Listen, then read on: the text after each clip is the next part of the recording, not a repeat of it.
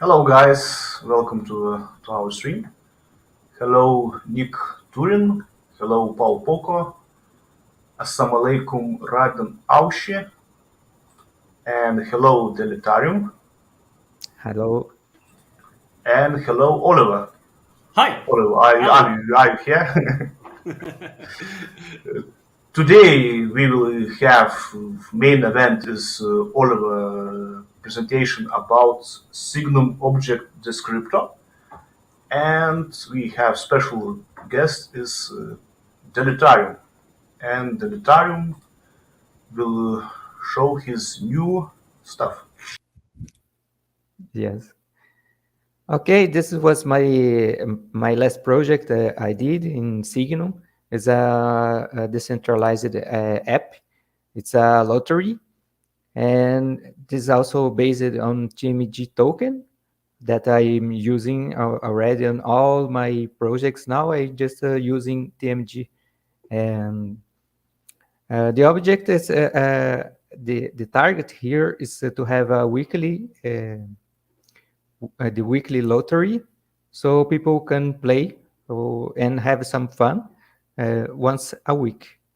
We have currently for this contest 40 tickets sold, but on the last contest there was many tokens, many tickets sold on near the end of the draw.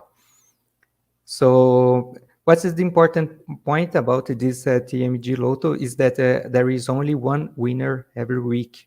So it's sure that if there is someone playing, one of these tickets will win the prize. So 90% of the contract balance is paid as prize, and 10% is left for the next prize.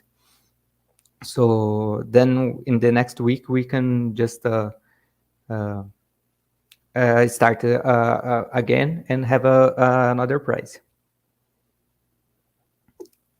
I can show it's just simple as connect to the wallet, and then you can buy tickets. You can choose how many tickets and then confirm when you have assets available, and then send the transaction. So have more some questions about it? Yes, can you show your main TMG mining page and what is TMG and how you can it mine? Please remember, maybe someone do not know what is TMG. Yes, TMG is the mining game. It was a game that I proposed some months ago when I was doing the Smart C compiler. This is a commemorative contract. So the objective here is to have like a cryptocurrency inside the cryptocurrency. So this game emulates a cryptocurrency inside it because people can play, can send deadlines like the actual mining process. But then the contract will pick the best deadline and send one TMG. So people can deploy their contract that will play or keep playing while you doing other things like or during I mean you can top up the contract and the contract will run for every block to try to be the winner. And if your contract is the best of that block, we have one TMG token every hour to be delivered. Then you receive it on your account. And this is started to be a game with no other meaning. But then I started to make some projects to use this token, so we can make this fund even larger. Can you show TMG ecosystem? Yes, so As if we go here in the site, we can see more projects that use TMG. The first was the Wheel of Signa, that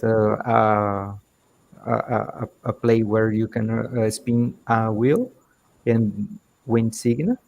Then there was the TMG Cup during the World Cup.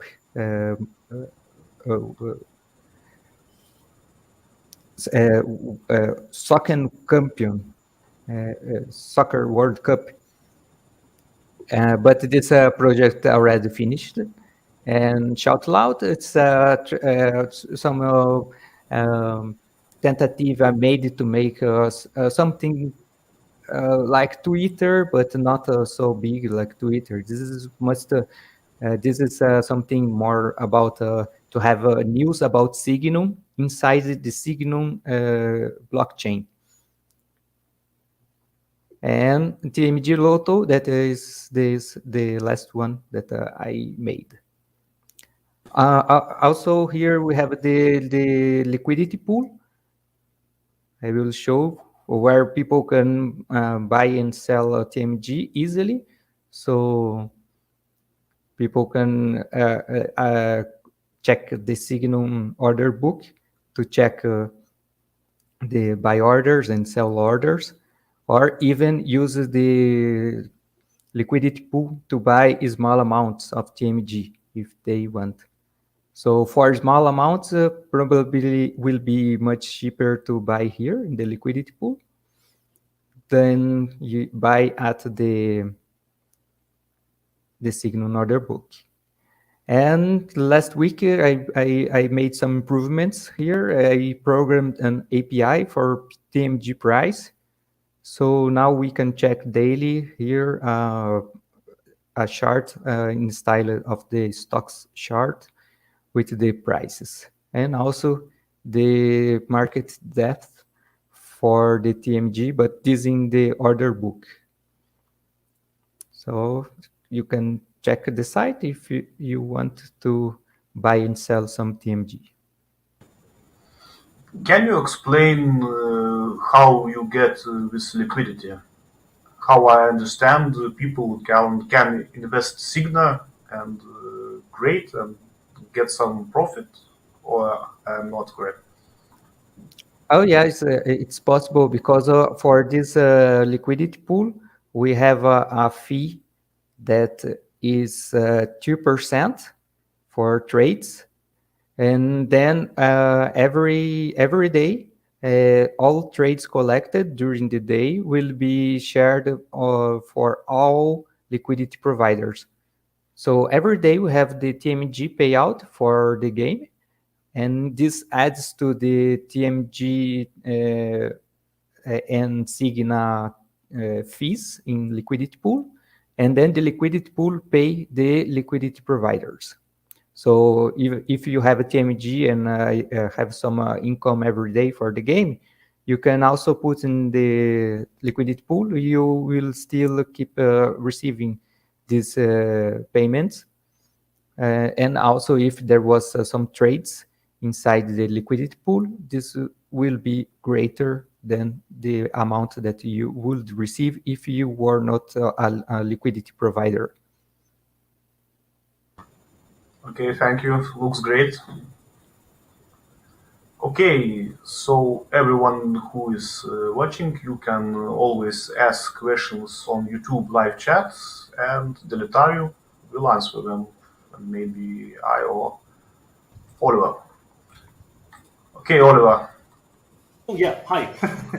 I'm just answering here something in the chat. Give me just a second, because there was somebody who asked about the mobile wallet and if it's possible to have access to the tokens. Just answering that. I think I'm live. I can say that. Yeah, okay. Go on. I think we not related questions to the presentations. We will answer after your presentation. At the end, we will answer all questions related to Signum. Okay, Oliver. Oh, What's just about? hitting enter. And then token to enter. Okay, cool. Here I let me see. Just organize my screen. You're here. So just like 1, 2, 3, 4, 5, 6 screens. Cool. Yeah. The Deletarum, just a few things on that. He's the creator of the Smart C compiler, which I use personally heavily on my projects, especially on the company stuff and all the things. Very good work. Needs some time to get used to it, but it's still very compared to I think it's very easy for at least for developers to develop with Smart C. I have very good user experience with that. And he's showing that he can make an entire ecosystem on top of Signum. So he's making an ecosystem for his own TMG token. And it's fun. You see the dApps coming up, and it's even available on the chain and all this stuff. That's pretty cool effort from his side. And I thank you for him for all these contributions he's doing for us. And that's really great stuff. This is something that we're really nice and need to have here. That people start developing, making their own things. And and I try to make it easy also for developers to ramp up and all this stuff.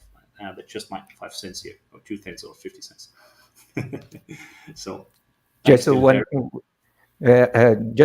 This TMG is a decentralized contract, so this is not my TMG. So I cannot make anything about it. Yeah. So now it belongs to the world, not mine property. Okay. But what I mean, if you're, by the way that you created it. So of course, the fact that it's important to say that this is not under your control, as it's controlled by a smart contract, and that's very important to point out. And I think Deletarum, your smart contract is used for other projects. Is this Russians Z coin or something? Yes, it's ZTH. I think they made something similar, but they got some the web page. They got some ideas there, and they are running also an ecosystem about that. It's similar to TMG also. Yeah, I even helped that guy a little bit on 1 or 2 contracts there, and using Smart C for that. Yeah. Okay, cool. It's time to talk about the data structures, right?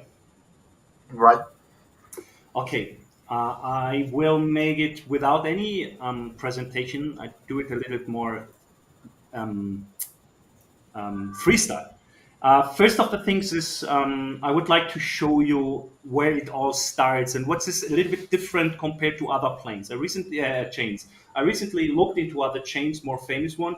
It just asked myself, because I'm so used to Signum that there's something that I say, okay, that's normal. Maybe every chain has this, or at some degrees.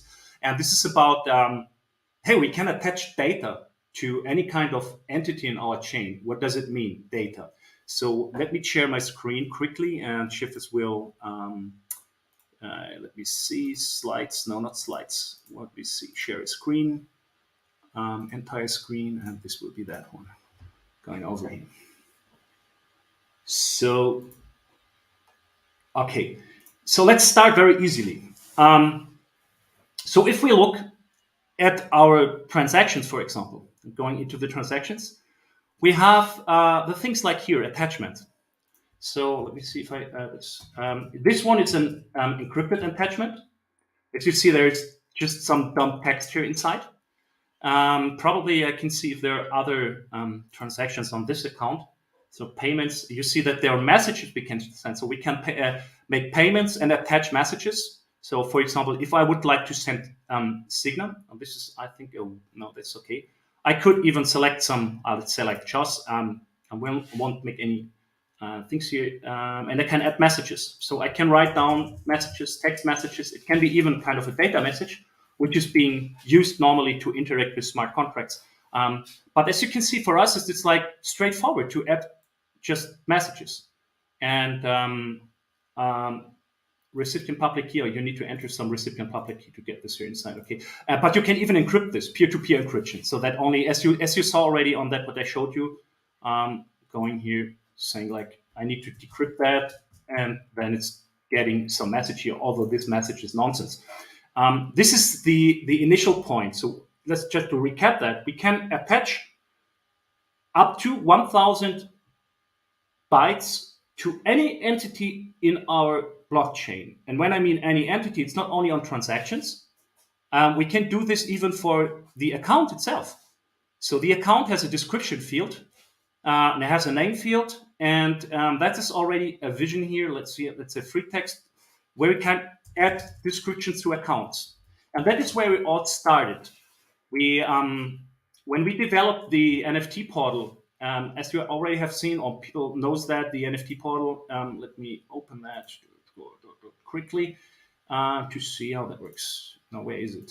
No, it's here. So Cinemart, go on here. So if you can see that there's a profile. So where does this data come from? Where comes the banner from? What is this name and this description and all these links here? So actually, what we used in that time, this is my official account I use. So if I go, for example, to that account here, it's something similar. You see that here's an image, and here are some additional data. For example, that is an IPFS hash. Here's a homepage. There are more things that can be set up here. So recently, a few months ago, we established a standard for structure that data inside the description fields. So the structure is very, very, very simple, and but it's very powerful in figuring out. We call this SRC44. This is like a standard recommendation, and it's about a JSON. So what does the JSON looks like? So if we go going into the JSON view, I'm not sure if you can see this correctly here because it's not very big. I cannot even zoom it. You see, it's just a very straightforward JSON structure. So there's no rocket science behind it. JSON structure, for those who don't know, this is just an object description format, which is being used natively in JavaScript, in Node.js, and what is about JavaScript, and even the other programming languages like Java and C#, C++, and all this stuff. They are supporting that pattern or that kind of object. Very straightforward. It's very descriptive. And here you can see there's something like, oh, there's an NM field, which is for name, is Ohage. DS is for description.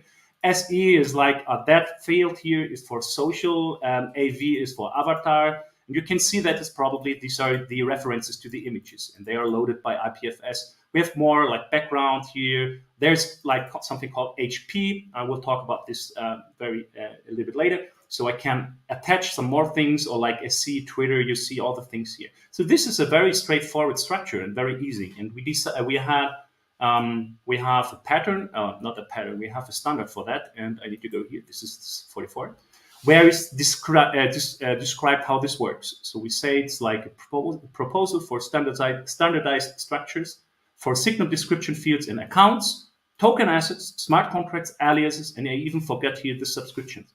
That is because all of these entities, I call them entities, like accounts, like tokens, like smart contracts, they all have a description field. So if you create a token, you can put on the token a description if it's not being created by a smart contract.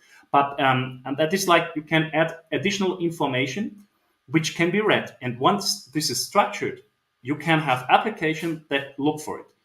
And the most common use case we have is the case for the profiles. So if I look, for example, at this account, I will just switch over to the mainnet. Mainnet. Going into Brazil, it's closer. As you can see, that has no additional, I can even show that has no additional description here, that one, for example. But if I go over from my main account, you see that's now showing my main account with, for example, these things. And if I open this in the Blockchain Explorer, you just need to pull this from here, to be honest. Oh, it's open in the other one. I'm just open my default browser, which is Chrome, but I will open it here.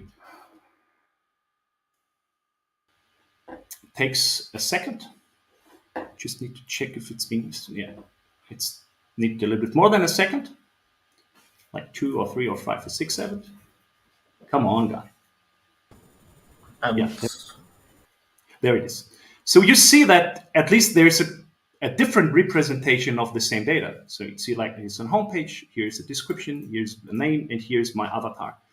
And this is all on chain. So it's not like it's totally decentralized, and I can change this because I'm the owner of this profile. I can go over here and can check this. Tell me if like passionate likes. Let's talk. Likes to talk. Right, that's okay. So I just like going cheaper. I just yeah, and clean it up. So now it's being updated here, and later on, if I remember that, we will see that then here there will be updated afterwards. I load this and when it's through. Okay, so that's the original situation. We have this now a standard, which is a very simple standard. And of course, not everybody is used to JSON and doesn't know how to do this and write this there. And it can be error prone if you do this manually. So we have some more tools for that helps you on that. For example, iPro, who's also working on as a developer he worked on the smart, on the Signum Art platform, on the NFT platform. He works on Signum Swap, our swap platform, and all the stuff. And you can see that you can generate your own things. So it starts with a VS. I can go over, select, I'm a human account. My name is Ohager, and something about me. And can add a homepage, whatever, homepage, writing like that. And I can even add more things like show a field. I can put some IPFS hash here.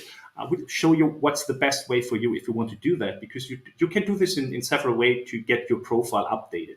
So, but you see that I can see this is being here. I have a structure here which is conformant to the standard. This is the limited way here, or the most basic way. As you said, it's a basic SRC4 generator. But we can even go further, and I will show you a case right now, which we're using this already. We're using this in our company on XDP. Let me see if I'm correct. I'm using it here. And I use it for aliases. I will talk about aliases in just a moment. As you can see, they're already marked as SRC44. So here, kind of information inside these aliases. I will talk about this with just a moment.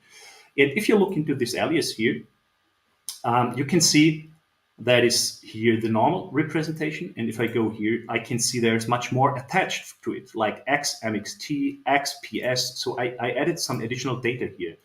Doesn't matter for you what does it mean, this data, but I use it for my specific use case because this is our kind of configuration. These are publicly available configurations, which I use inside our applications. So, and I use this in aliases. So what are aliases?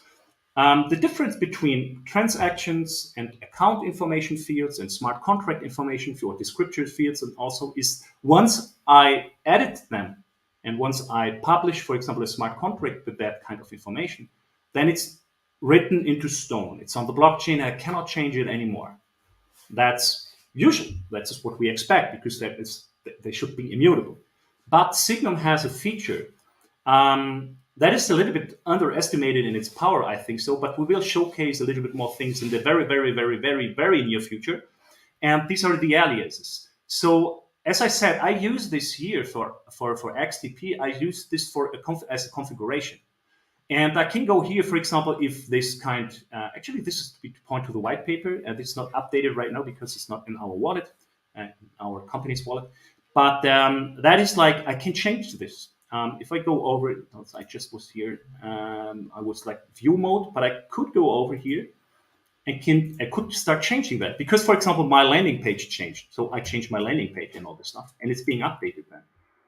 So what I have here is a container of data, which I own and no one else, and I can change data inside there. So it's like just a container written on blockchain, and the only person who can change the content there inside, it's me. It's me. So that's the alias. We do certain things with the alias right now today, but there are much more powerful things that come up in the future. But just like to recap that, we have not only structured data, but we have, using aliases, the possibility to have editable, updatable, on-chain data in a limited way. As I said, the limit is about 1,000 characters, but it's possible to do a lot of things with that already. For example, making it as a configuration for a dedicated application. And it's very easy. So the Phoenix wallet already supports fully the SRC44 standard for the things. You can, even if you want to make it a little bit more free, it has a JSON editor here where you can do the JSON stuff. And if I, for example, remove that field here, he says like, hey, it's not SRC44 compatible anymore. Okay, so just to have an idea. I won't update that because it's in production and other stuff. But that is the idea of the entities we have, and we have the alias as the way to make it editable or updatable. Are there questions so far? I'm not sure. I'm not following right now what's going on YouTube. Sadly, we don't have any questions on the chat. I hopefully it's not too difficult to follow until now because yeah, I think not. I mean, it means like I can put JSON following a very, very simple structure into this, which gives us a lot of power. So what kind of things? I showed already that we have these profile images. And these profile images, as you can see, there will be also available on this, as you can see, when I'm connected with the wallet, as you see, I'm connected with the wallet, and it's showing my profile here, which is right this now. So we are already considering this, and even on Signum Swap, we also pull it. Signum Swap, I said, Signum Swap. This is the most straightforward use case we have, Signum Swap. Let me see. It's connected. You see, there's even my avatar, my profile, and all this stuff. So before I go further, I just want to show you what's the best way to edit these things. For example, if I want to put an image there inside, so how can I do this? I'm showing that quickly. There is a page. It's called NFT storage. We have not NFT storage. We have Web3 storage. That's cool. Web3 storage. So that's it. Sign in. Let me see. I'm signed in with my GitHub account here. Now it should be work. I have a GitHub account to go into it, but I just want to show how that works. It needs a moment. This Web3 storage. What's going on? Didn't work. Hey. If not, I'm going over to the other one. Opening this on Web3 browser. It should be logged in. I think I'm logged in. Oh yeah, you see it. Oh, it's coming here. So as you can see, there's a free account of 5 GB on data, which is offered free by Web3 storage. And what I can do is just upload a file. So I'm having this upload file. I will pull some file here over, like a picture, just moving it way here. And picking up some dump picture. I don't know what is that here. This is very big. Let me pick up a smaller one. Let me pick up.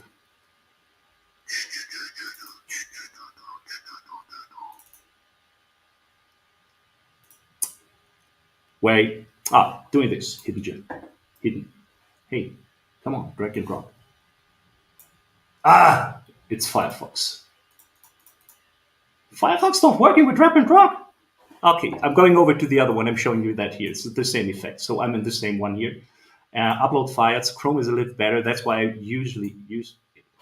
So I'm just uploading a file here. It's called Hidden Gem JPEG. It's completed. And so it should be here. That's the Hidden Gem. To get my IPFS code, I cannot use this one, but I click on this and seeing that this is a folder and going here inside and clicking that one. Now that's my image. So my magic number I have to put inside. I can do this live. I pick up this identifier. It's called IPFS hash, and I can go over here. For example, I won't make it through this one. I will use my that one. That's nice. So I'm going over here, making it like that. Play around account. And it's a human, just like there's just a recommendation. So you see, it's loading the one. It's loading the image here. And yeah, that's all. I will just like, blah, bloop. And I think it's that. I'm not sure. Yeah. So it takes sometimes until the thing is settled. The transaction should appear here just in a second. It's coming up here, and then you will see later when it's being reloaded, then the image is in place. But as you could see here already, it's not updated yet because it's pulling from the chain. So we need to wait until it's settled and then show you later. So that's the idea. So if you want to know where and how to store the images, so there are two ways to do this, like manually and do this inside the Phoenix wallet, for example. Or you go directly to Signum Art Portal, and inside the Signum Art Portal, you can just edit your profile the way you want to, like edit profile. You can do all the edit profile stuff, but as you can see, you need some of these storage accounts that we can upload that and pin that. So it's always a little bit. I think it's easier to do this with the Phoenix wallet, and that's it. How the profile setup works, that the image appears in the wallets. It also appears in the XT wallet. It supports that already since a few days or a few weeks, 3 months already. Here's a small spoiler. I won't talk about this today. Nostr is coming. That's practically the same thing here. So I use the same avatar and picking up into the entire ecosystem. So that's the way how you can get, for example, free IPFS storage, which is being pinned and all this stuff. Use web3.storage. I recommend. It's very good, very easy to use it. You can see straightforward. I plan to make probably some explainer videos on top of that later, but yeah, that's it. So, sorry, Oliver, can you explain why we need this standard? And why it's cool to add your picture and to personalize your account? Why? It's just like, if you look at others, well, how do they do that? They do this like always on application layer, to be honest. The application layer means like there are kind of third-party services involved. That is like getting your NFTs and all the stuff. We don't have NFTs like appearing there. So it's a little bit easier because of this on chain. It's directly there. It's totally under your control and it's entirely decentralized. I think to have this natively baked in is nice because we can use it once it's standardized all over the entire ecosystem. And people likes to have avatars. It's like just a UX feature. But as I showed you, it's even more in combination with the aliases. It gets you much more power on the hand because you have updatable on-chain data. And this is something I haven't found anywhere else than, for example, NXT, for example, because that is where we come from, let's say like that. But I don't know other places at this moment where this is easily possible. I mean, easily possible, yeah. I know that there are storage solutions on Ethereum and on other chains and all this stuff, but what they have there is like what I saw. I'm not a specialist, so what I saw is that they're storing like long values, like numeric representation that needs to be encoded, decoded, and whatever inside contracts or inside whatever. I don't know. It looks not very handsome, like something that is easy to use. That's my idea. But there's something else I would like to show what we can do in combination with that, and that is, for example, and that is where the power comes in. So that is nice to have what I showed to you, and even the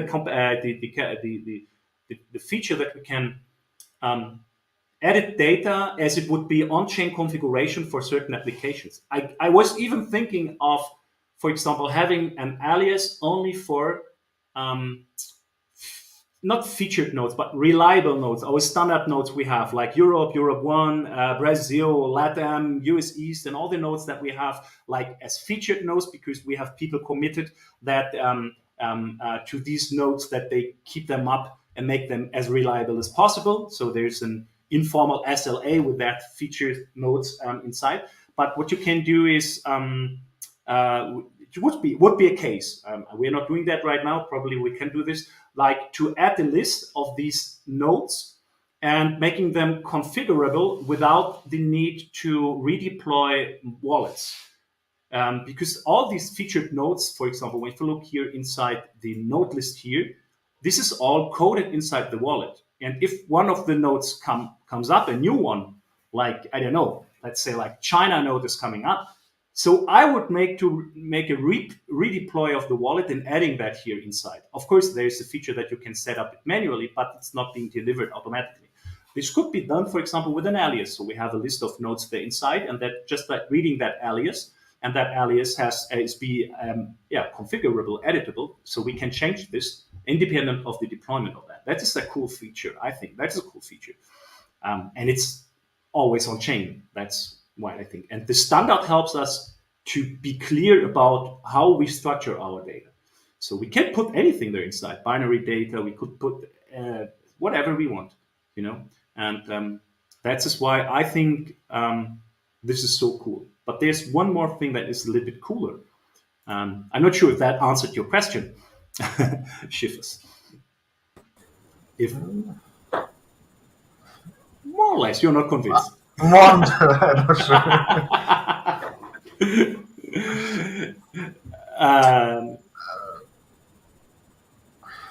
I don't know. You don't know. Okay, you're not convinced. Okay, no problem. So let's see like this. What the fuck? How did that work? What have I done? I just will make slower. Ohage at Signal. See that? And just hit enter and it's loading the page. Or I have something else. Code Ohage at Signal. It's loading that one. I can do other things. NFTs Ohage at Signal. And it's loading my NFTs. How does it work? This is something that builds on top of the SRC44. This is what we use like a name service, like a decentralized name service. It's a DNS, but it's not an ICANN DNS. It's a decentralized name service. So how does it work? The idea is it's specified in something that's called SRC44. It's the one that specifies the structured data. And it's a recommendation, yeah? It's not like obligation, because of course I cannot force people to do the way they want to do this, but it's a recommendation, it's there, and a suggestion to use. This SIP47 is a little bit more. So it's like using the aliases, which are updatable. I can use the structured data and put them inside that aliases and can build tools and libraries on top of that. So as long as this follows the format, the standard, we can do certain things with that. And what I have done is, that one is talking about the motivation that you can have an URL, some certain theme that will be resolved to whatever you want. You can resolve this, for example, to a homepage, which is the standard. That's like what I have done in an indirect way. It's still experimental, so it's not 100% written in stone, the standard. But what I have done here, like Ohage at Signum, is that I'm resolving the Ohage alias to something what's written into the alias. What does it mean? So this apparently points to a homepage called Digital Independence, and I will show you what's the data behind that and how simple it is actually. So I'm just on the wrong account here. I'm going over to that account, and I look into my alias. So I have an alias which is called Ohage. Okay, you see it's an SRC44 standard. And if I look into it, it's having this homepage here inside. That is what I've done here. I can do something else. I will show this directly right now. You see the account info has settled for the other one, just to see what's going up with the... Oh yeah, remember that I just changed a few minutes ago the account info, and now my account has this avatar here inside. So the account info, that's the profile. I just wanted to come back to that. But well, I was here in the alias. So let's do something interesting. I pick up, for example, oh yeah, I pick up that one here. That is the Noster alias. I got this, and I will put into the Noster thing, I will put some reference here inside. For example, I put here inside, let's say, Coracle Social and Nostr account or Nostr alias, whatever. Nostr is quite nice. So it's not a good name, but you get the idea. Cheap and alias reference I will need. So what I do here is like putting that. That is that account. That is that pin. So waiting for that. So what I have done right now, I pick up an alias which is called Nostr, and that one will point to a home page. So once it is settled, I can do something like this: Nostr at Signum, and it will redirect to the other page I just entered there. I need to wait until this the thing is settled, but that's one of the things we can do. And there's some more I can do. I can, as I said, there was something like code or Hager at Signum. That means there's a kind of a subdomain. And that kind of a subdomain is pointing to another page in this moment, as you can see here. So it's pointing to my code site, to my GitHub. So how does that work? There is an idea of that, that I link the aliases together, that we have kind of subdomains. If I go to Ohager, this is my one here, and I showed you that there is the digital independence, and here below it's another reference. So this alias is referencing to another alias, and it's referencing to Ohager01. So if I go back to the aliases and I search for Ohager01, so just like because it's red, you see that this is pointing to GitHub, and the name is code. So that is this second of silence, just to let this get into your head a little bit. What I do is the following thing. That is the image for that. Can I show this here? So I have an alias which is called John Doe, and it's pointing to another John Doe one. And that John Doe one has a name field and an HP. So that means that this resolves. If I enter something like that one, R John Doe, then it points to that Signum art profile. So that is the name resolver system. And I have subdomains. So I have subdomains for art, for code, and for what I put. So if I put, and it's a chain, as you can see. So one is pointing to another. It's probably not the most efficient way to do that. I know that Delitarium already had some suggestions for that part. As I said, it's still experimental, but it works out of the box. Let me see if the other one settled already. So just to be sure that we have that. Assignment is still pending, and I would like to show this to you. But the idea is that in the future, that, where is it? I was here. Okay, that we can use certain shortcuts with common custom domains and all the stuff inside the browser, right? It's like pointing to other pages. But there's a little bit more. So this is nice to have. It's cool. It's really nice. We can use that.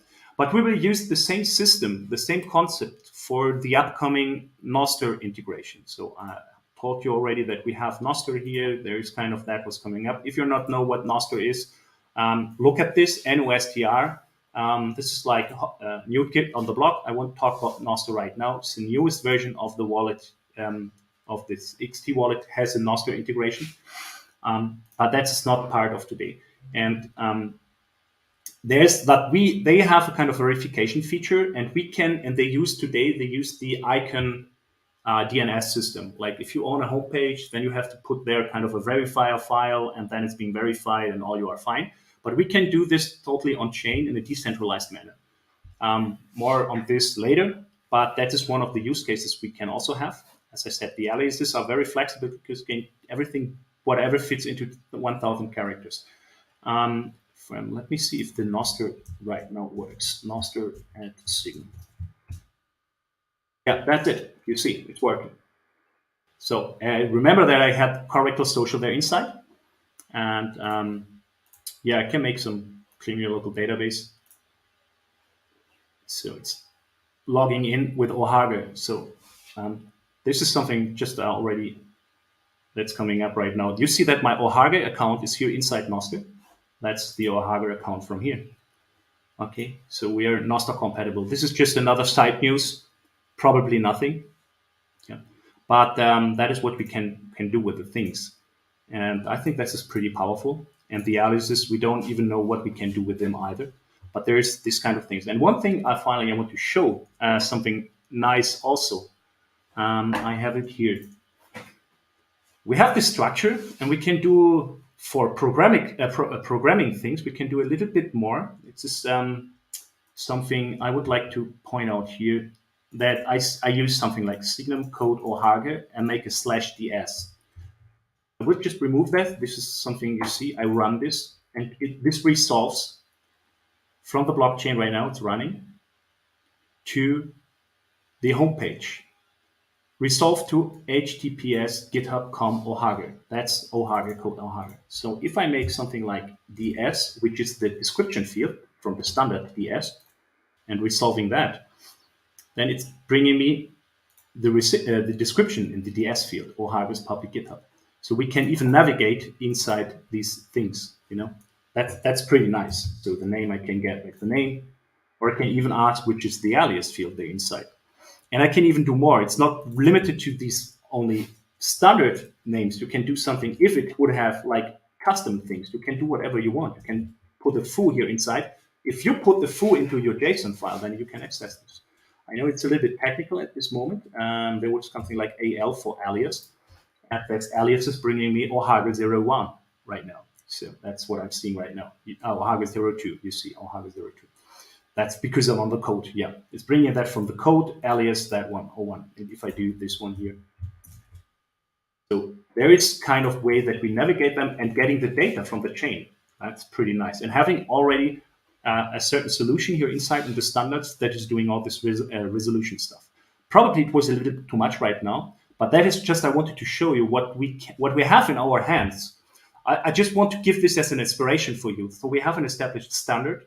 Very, very simple one. It's no rocket science at all. And there are already ways how we can resolve the alias information there inside and all this stuff. And I think there is potential to do something very cool with these things. Not only configuring like I did this already, but there is a lot of potential. And yeah, this is just your fantasy that is like, or your imagination that is like the limit of that. That's probably all I wanted to say today. Okay, looks great. I have several questions. How browser understands that it needs to access Signum blockchain, and how it did? Yeah, this works because of that tiny guy here. Because of the XT wallet. That is the requirement for that. Because as you say, how he can know that? Mm-hmm. So the extension is capable in intercepting so-called web requests, which are these ones here. And then he's like scanning the part, the way to figure out if this is a Signum relevant URL or URI. And then it starts to resolving that, and this all on top of on the standards. The only thing that is really experimental at this very moment are certain specifications inside, so it's prone to be changed slightly in the future. Like for example, is it really the way that we do it like Ohage at Signum? Is there another way to do this that it looks a little bit more friendly? What I cannot do is something in that way. That doesn't work. Because of ambiguities, and this will collide. This will especially collide with something that is upcoming with the 3.7 one. The 3.7 brings a new feature. This is called namespaces or top-level domains, which is the SRC44. That means the problem we have with the aliases today is that if I take Ohage, then it's taken. It's unique. But there people are probably out there that want to say, no, I want to like to have Ohage also, and but it's taken on the main domain, so let's take it on the Web3 domain. And we have a bunch of domains which are free to use, and we have even introduced something that somebody can create their very own domain and use that for their cases. That's a little bit out of what is going on what I wanted to explain today. We will make another thing about the top level domains. It's defined already. It's proposed already in the, let me see, it's not here. It's, escape. Yeah, it's in the 70 and the 48. So the 48, no, it's because of the image. Yeah, of course not. Damn, Europe. Going back. 74, 78, 48. So there's, for example, we have the main domain. The main domain will be Signum, or it can be omitted. And we have other domains or namespaces. We call them Signum top-level domains, like blockchain, coin, crypto, DAO, decentral DEX, and all the stuff. That makes something possible like Ohager at DAO or Ohager DAO at Signum, for example.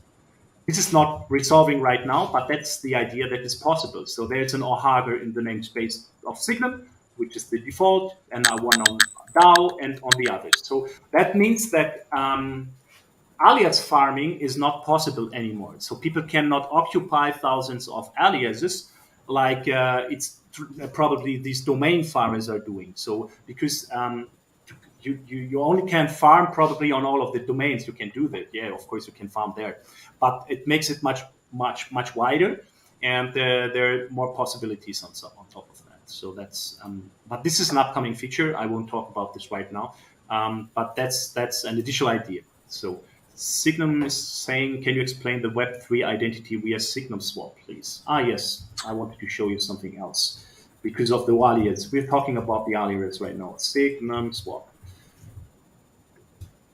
You can handle your aliases also on Signum swap. So you can, for example, search for aliases or Hager, get it, and say this account is the owner of the alias. This is Hager's me. You can even view the content. You see that's my one. I cannot buy them, but I can make something like Ohager Food, probably. Congrats, your alias is available. So I can buy now an alias and the stuff. Okay. Let me see if I can see my aliases here. Okay. So what I can do, this is a fully fledged aliases management system on Signum Swap, which is in place. As you can see here, all my lists that I have also here inside the alias. So it's kind of redundant. You can do this either in the Phoenix wallet, or you can do this on Signum Swap. And the Signum Swap is even that you can even make direct account offers. You can sell and trade the aliases. They are assets.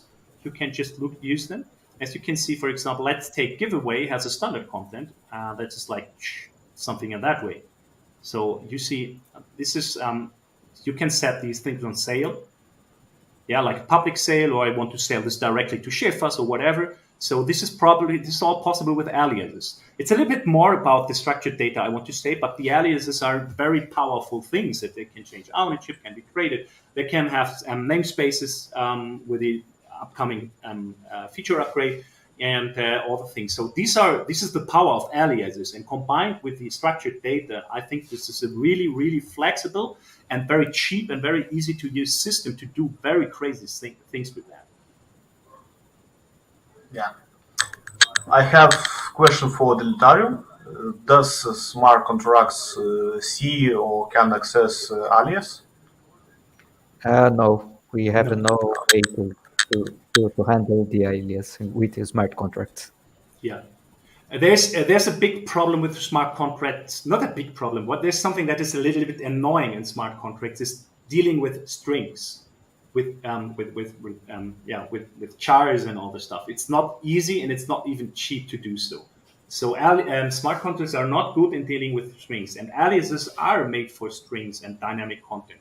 So probably, I'm not sure if it really would make sense to bring those into smart contracts, but this is not up to me, right? I have smarter brains here who know how to say this better.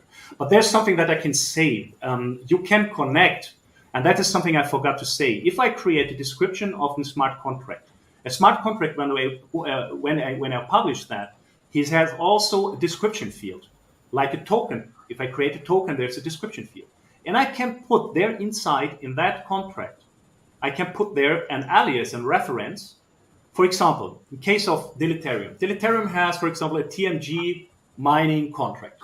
And he wants to, every time that is their kind, if people want to know how to have more access or information, that he could easily create, or he could have done in the past, because now he cannot do that anymore because it's immutable on the chain. But he could reference an alias and can say, look at this alias where I have certain meta information, metadata, which points to, for example, my homepage of my TMG ecosystem, or to whatever he wants.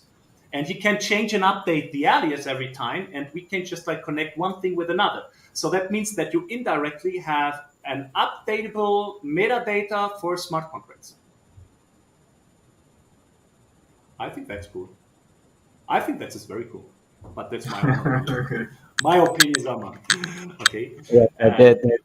This I solved this problem by setting some small string in the contract. So every time if I change the website of my page, then I can update the contract. But this you to think this before to do the contract. Yeah. The problem in your case is you need to call a certain method to update that inside your contract. You do some developer magic to do that. Yeah.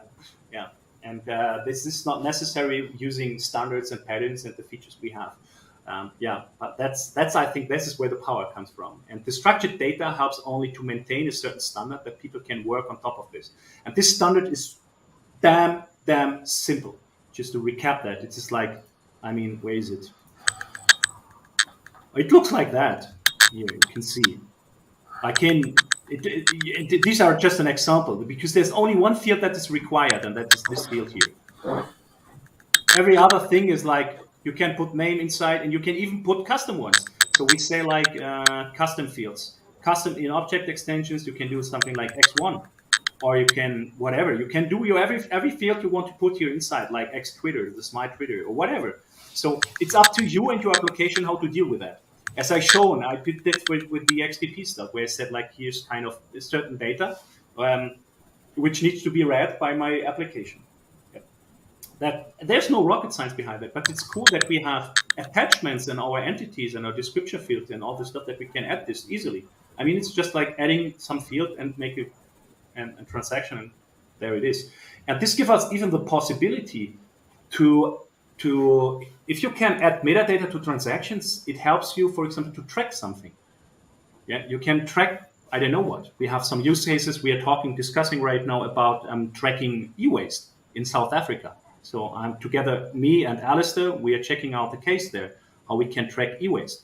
Or I have some cases here which are interested in generating energy on top of biomass. And they are asking to track with the blockchain, and they're a kind of solution that we're coming up. That is, this is because we can have data on the blockchain and like easily. Every blockchain can have data, but it's not so easy to do so like we can do.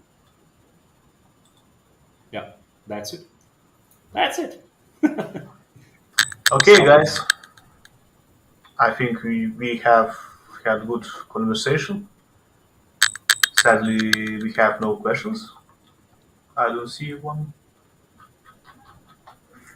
Okay, we will try to organize maybe next Sunday, or I don't know when, but we hope we will meet soon again. Okay, bye. Have a nice one. Bye, guys.